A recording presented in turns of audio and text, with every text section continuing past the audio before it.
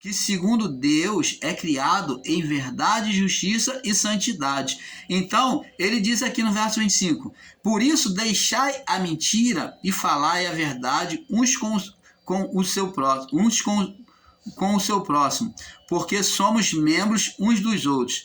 Irai-vos, você pode irar, mas tenha cuidado.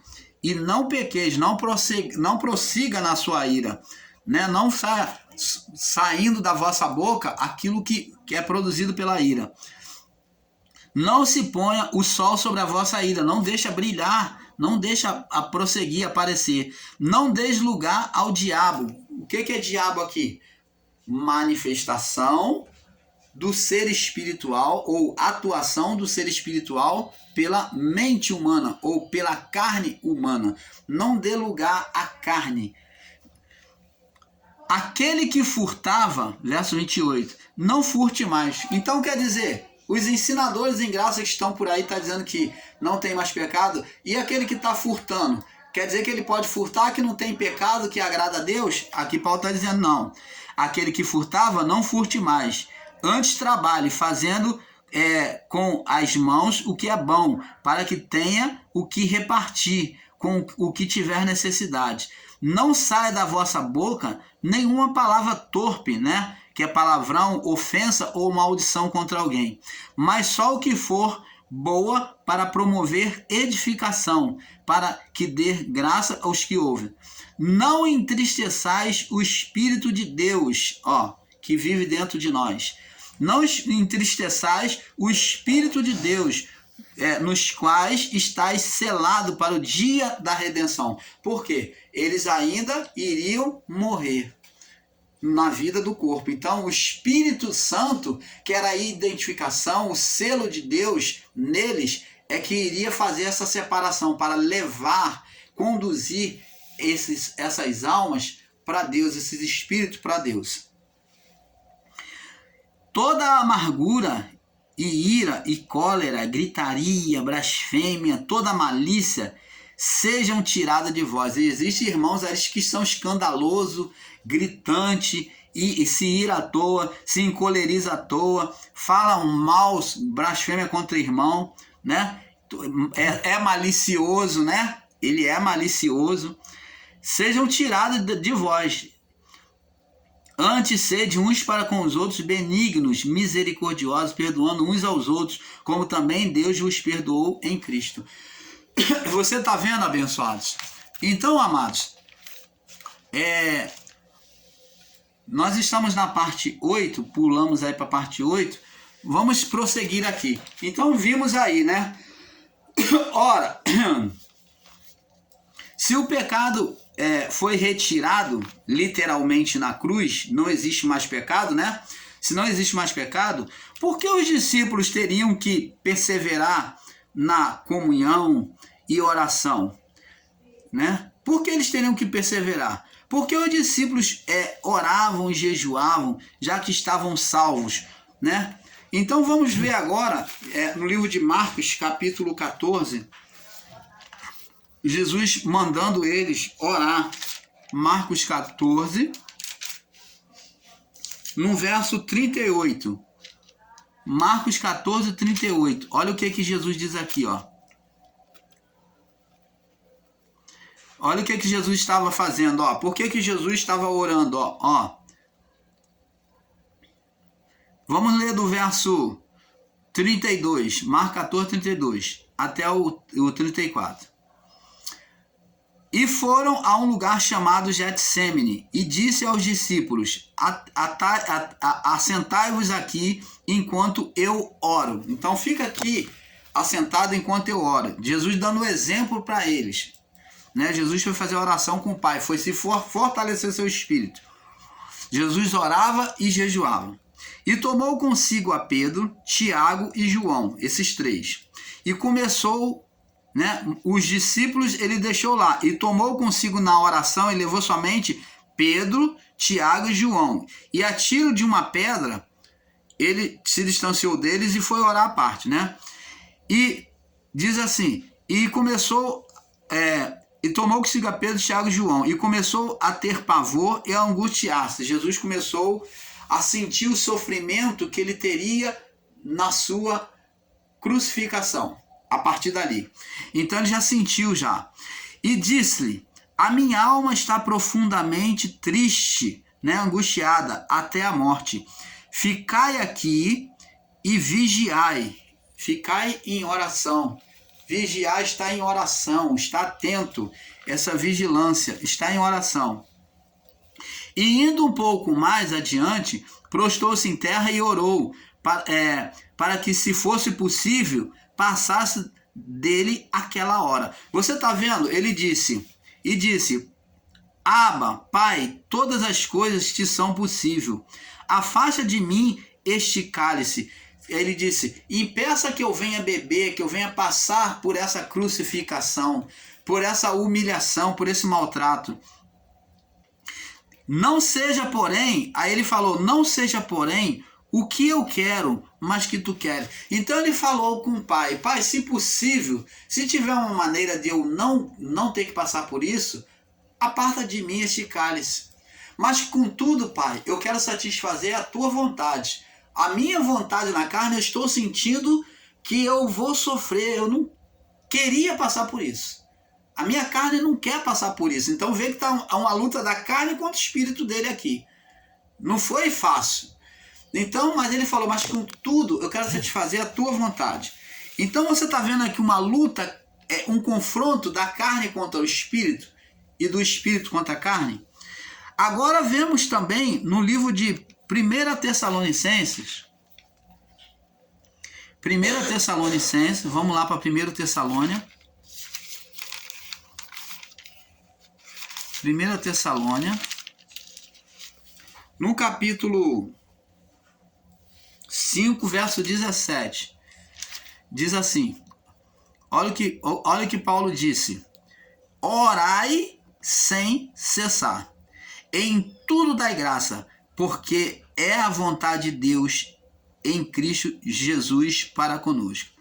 Então Paulo está mandando orar aos ensinadores em graça que diz que não precisa orar. Paulo está mandando orar, lutar contra a carne.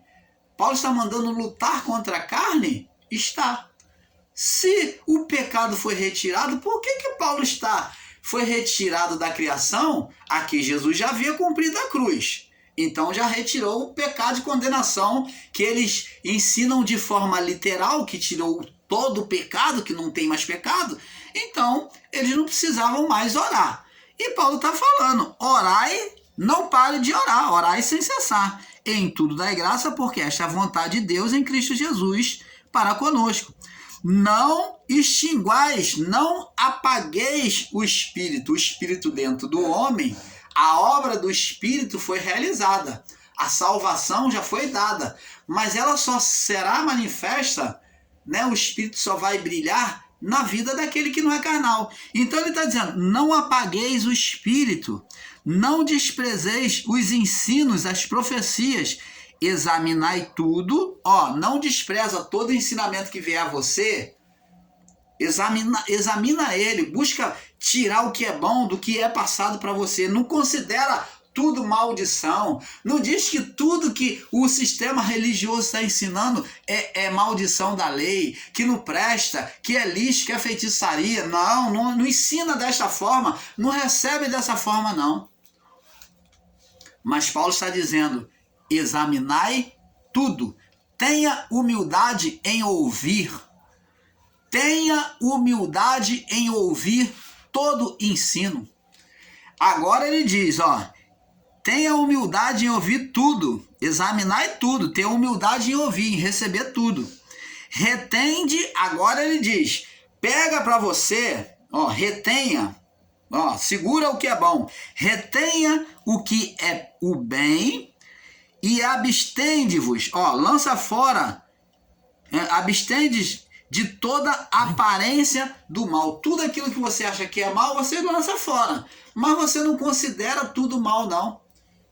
Não faz igual os discípulos no meio do mar, que está vendo Jesus vir salvar eles no meio daquela tempestade, em que eles eram pescadores profissionais e estavam desesperados, com medo de o barco afundar, e que ao longe Jesus vem e eles consideram um fantasma.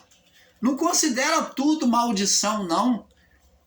Retende o que é bom e abstende-vos de toda aquilo que é aparência do mal. Não considera tudo que é mal, não, como aparência do mal, mas busca ver primeiro. Tenha humildade.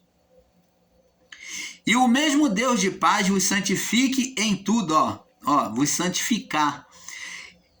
Em todo o vosso espírito, no vosso espírito, que é a parte interior, e alma e corpo. Por que Paulo começa do espírito? Ele não fala corpo, alma e espírito. Porque para Deus, nós primeiro somos espírito. Porque a verdade é que nós somos seres espirituais.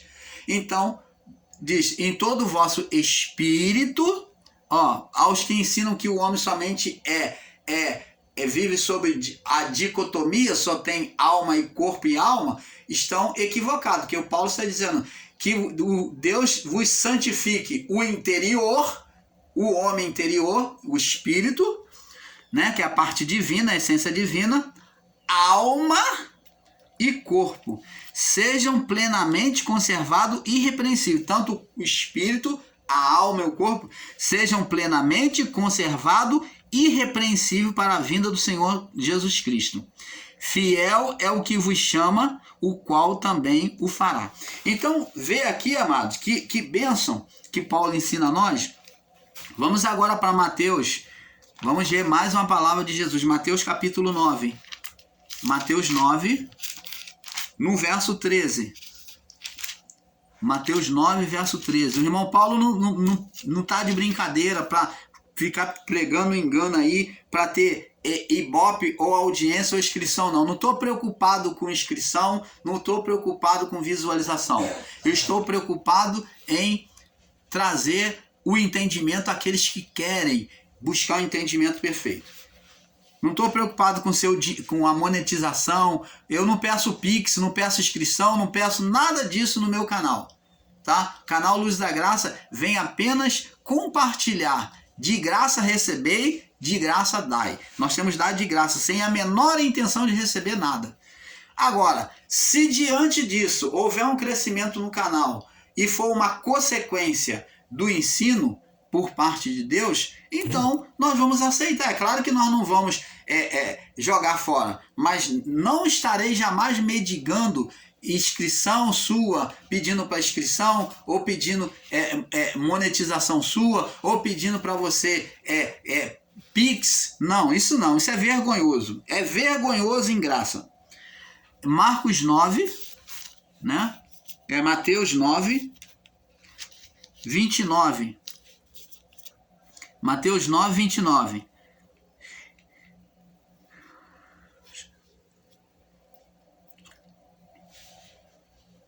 Mateus, Mateus não,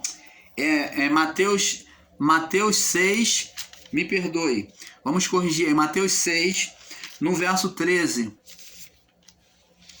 Mateus 6, no verso 13, o irmão Paulo fez uma misturada aqui, depois que nós vamos ler Marcos 9, Mateus 6, 13, diz aqui, e não vos conduza, diz aqui, Mateus 6, 12, diz assim, perdoa as nossas dívidas como nós perdoamos os nossos devedores, e não nos induza a tentação. Tentação do quê? Da carne. Então aqui ele ensina para não induzir a tentação do pecado da carne. Não nos induza a tentação, mas livra-nos do mal, pedindo ajuda para livrar da tentação da carne, para perdoar o pecado e para dar força para não pecar. Não nos induza a tentação, mas livra-nos do mal, porque teu é o reino, o poder e a glória para sempre. Amém. Então, agora em Marcos capítulo 9,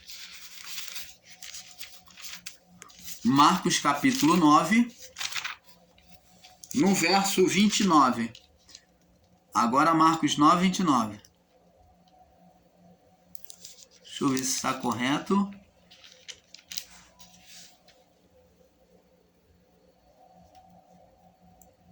Isso. Diz aqui, e disse-lhes, essa casta, que é de demônios, não pode sair com coisa alguma, com obra alguma, a não ser com, como é que os demônios, como é que se ia vencer a tentação da carne, ali onde os demônios dominaram a carne, a alma do homem, o estado da alma do homem. Como é que os demônios iriam sair? Por meio essa caixa não sai senão com oração e jejum. Então tá vendo ali que teria que haver uma separação da carne, um sacrifício para a carne, uma abnegação à carne. Ninguém podia ter autoridade diante de um estado de condenação, se não tivesse consagrado, preparado diante daquela que acusava, da onde era a habitação, se tornou a habitação de Satanás. Quando se tornou a habitação de Satanás, do diabo, então aquele que administrava ali a libertação tinha que estar em oração e jejum. Jesus está falando aqui que eles não conseguiram expulsar aquele demônio porque eles estavam em estado de condenação, querendo um ser maior que o outro. E que eles que estavam outrora limpos, expulsando vários demônios, agora entraram em estado de condenação espiritual, aonde os demônios tinham como acusar a eles. Então eles tinham que entrar agora de novo em estado de consagração, oração e jejum. Agora vamos para Gálatas capítulo 5, no verso 24. Vamos voltar lá no livro de Gálatas, mais uma vez, no capítulo 5, no verso 24. Vamos ver o que Paulo diz mais aqui. De sorte que assim como a igreja está sujeita a Cristo, assim também as mulheres estejam sujeitas em tudo aos vossos maridos. Deixa eu ver se eu marquei correto. 5, no verso... Não, é 5, 24. O irmão Paulo marcou a referência errada aqui. O irmão Paulo marcou errado. Romanos capítulo 7. Romanos 7. Vamos para Romanos 7. Para nós irmos passando para outra parte. Romanos capítulo 7. Né? Romanos 7, no verso 5, 6. Diz assim: porque quando estávamos na carne, as paixões do pecado que são pela lei, que são da condenação da lei, operavam em nossos membros para darem fruto para a morte, para darem fruto para a condenação. Mas agora temos sido libertados da lei, tendo morrido para aquilo que estávamos retidos, para que sirvamos em novidade de espírito e não na velhice da letra. Então, Paulo está dizendo que agora eles deveriam servir a Deus em novidade, com espírito novo, e não na condenação da lei, somente na condenação da lei, vivendo das obras velhas, dos rituais, das obras velhas, mostrando que agora a condenação do espírito foi tirada, mas que eles não teriam mais que viver os rituais da lei, né? Os rituais da lei, não das obras velhas, né?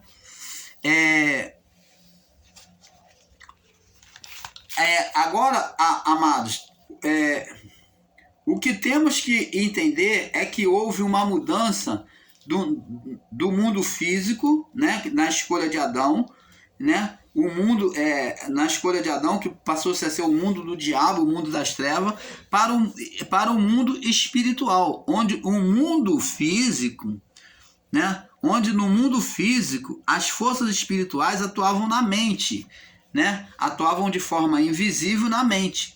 Mas no ministério de Cristo, ele veio igualar, tornar visível a nós, mostrar o oculto. Vamos ler lá no livro de Mateus capítulo 5.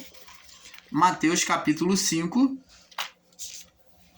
no verso 38 ao 48. Diz assim: Jesus vem mostrar agora a visibilidade no mundo espiritual.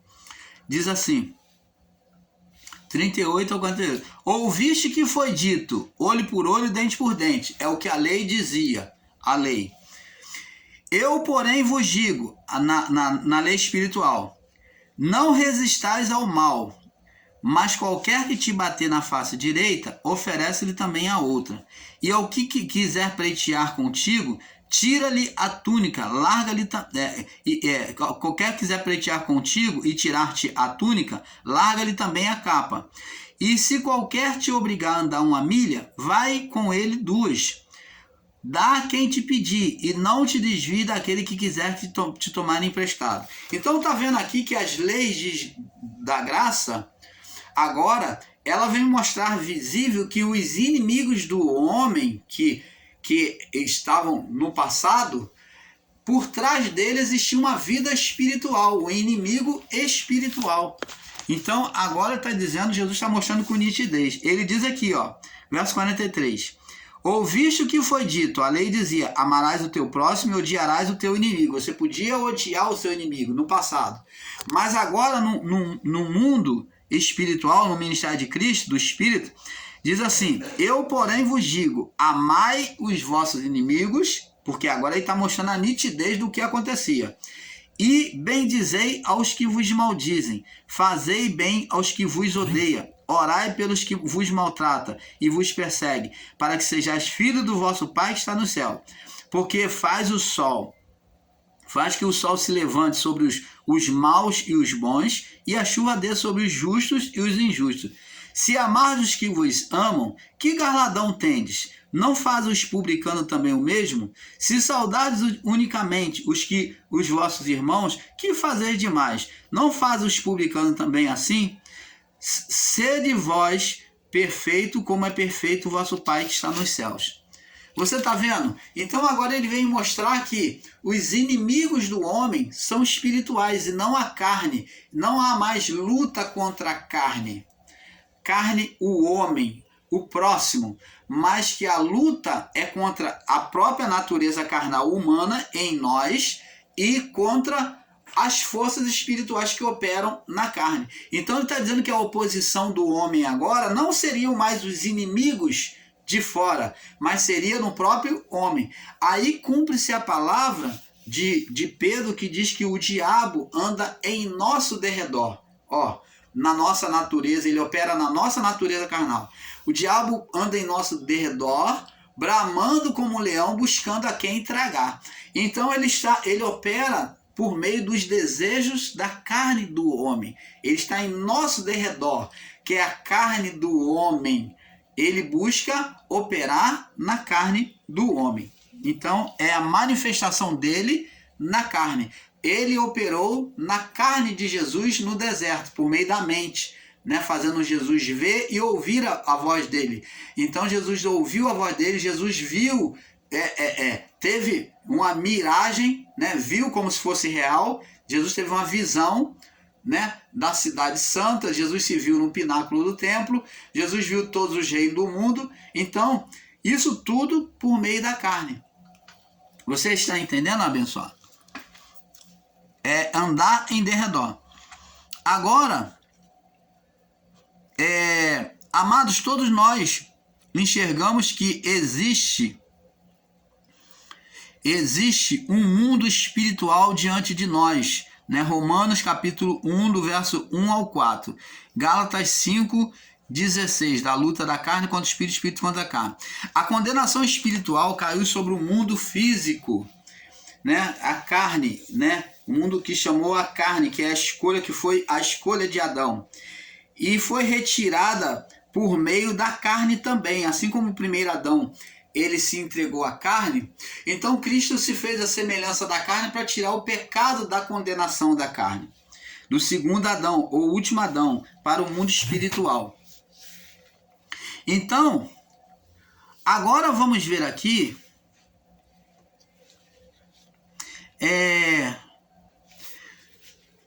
lá no livro de Gênesis, vamos lá no livro de Gênesis, vou estar explicando a vocês aqui que existem irmãos aí que ficam pregando que sobre o livre-arbítrio. falando sobre a natureza da carne, né?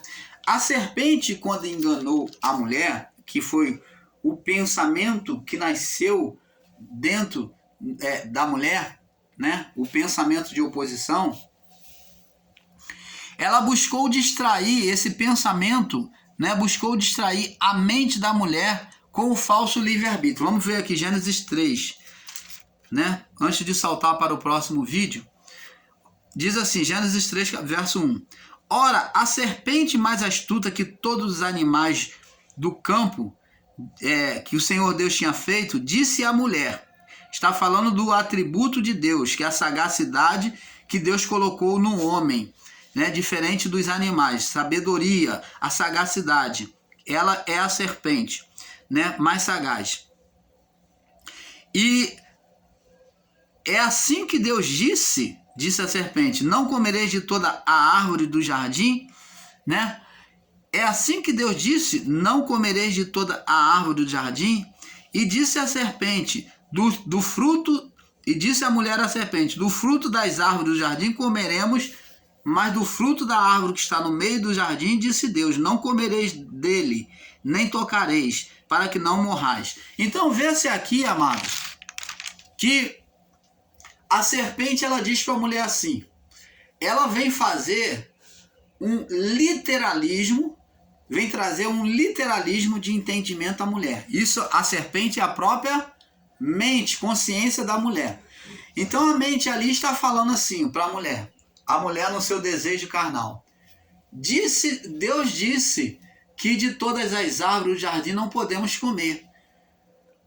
Você está vendo aqui um literalismo, uma liberdade, um falso livre-arbítrio que a serpente vem trazer no entendimento da mulher. Ela prega aqui, a serpente, ela traz um sofisma de um livre-arbítrio que Deus tenha dado, e Deus não deu livre-arbítrio ao homem.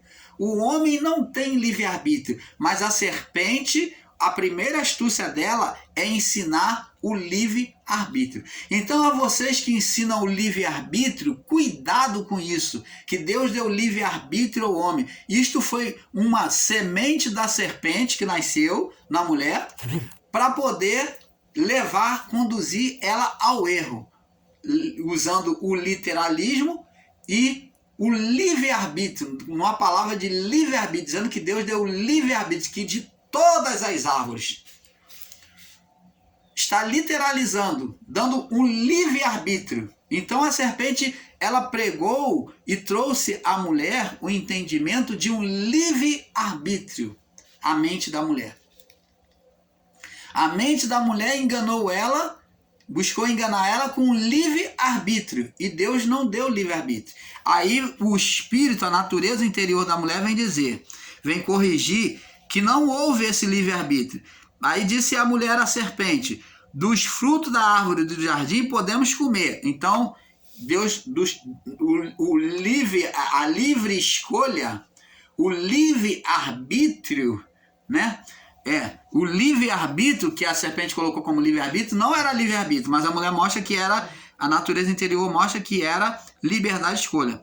Mas do fruto das árvores do jardim poderemos comer. Mas do fruto da árvore que está no meio do jardim, disse Deus, não comereis dele, nem tocareis para que não morrais. Você está vendo? Aí, a natureza interior da mulher vem dizer que não há o livre-arbítrio. Deus não deu livre-arbítrio, mas Deus deu livre escolha, liberdade de escolha, porque livre-árbitro só existe um. O árbitro só existe um, só ele tem a liberdade, o livre-arbítrio. Você está entendendo, amado? Então temos que entender isso. Prova deixado a nós que o sacrifício inicial do Gênesis 3:21 não tirou o pecado é que Judas, em Judas 1, no verso 6 ao 8, vamos lá, em Judas,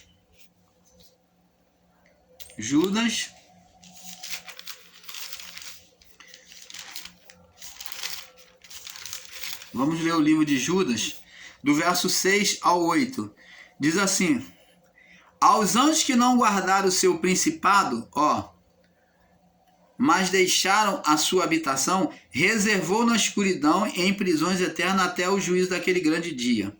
Então, você está vendo aqui os anjos que não guardaram o seu estado, né? Não guardaram o seu estado, Deus reservou na escuridão. Vamos passar para a próxima parte, irmãos, porque é um pouco aqui, um pouco ali. Vamos ficar aqui um pouco e vamos prosseguir na próxima parte. Paz seja dado a todos.